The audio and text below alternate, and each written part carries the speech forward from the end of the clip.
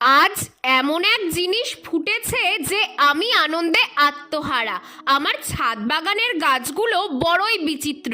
এখানে সব কিছুই অদ্ভুত। শীতকালে তো শীতের ফুলই ফুটবে, সেটাই স্বাভাবিক। কিন্তু আজ যা হয়েছে তাতে তোমরাও অবাক হবে। গল্পটা এই ভাগীরথী দুধের কন্টেনারটা নিয়ে। গরমকালে আমি এটাতে বেশ কিছু হাইব্রিড লিলি গাছের বাল্ব বসিয়েছিলাম। গাছ তো বেরোলো, কিন্তু সারা গরম গেল, বর্ষা গেল, ফুলের দেখা নেই। সবাই বলতো, কি জঙ্গল লাগিয়ে রেখেছিস, ফুল টুল হয় না, তুলে ফেললেই তো পারিস। সেটা হয় নাকি? গাছ হয়েছে তুলে দেব, মায়া করে তুলিনি। তবে আজ জমি থেকে ফিরে ছাদে এসে দেখি ওই গরমের ফুল অ্যামাজন লিলি এই ডিসেম্বর মাসে ফুটেছে। ভাবো তো, গরমের ফুল শীতকালে কি করে ফুটছে। বড়ই বিচিত্র আমার এই ছাদ বাগান। কখন যে কি ফুল আসছে আমি নিজেই বুঝতে পারছি না।